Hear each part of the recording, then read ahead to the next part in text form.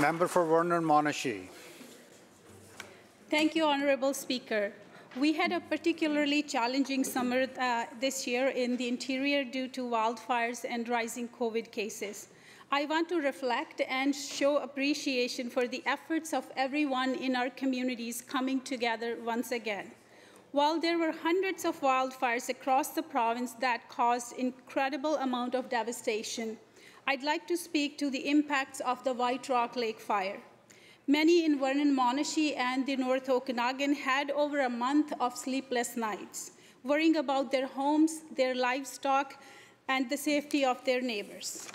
What brought solace and reassurance in this challenging time was communities coming together. Neighbors were opening their doors and offering their homes to people who were evacuated.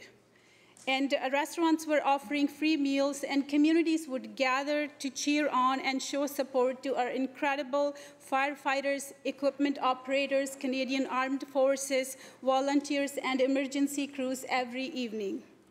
The brave firefighters on the front lines and those working behind the scenes tried their best to keep us all safe, despite facing ongoing challenges caused by unpredictable weather.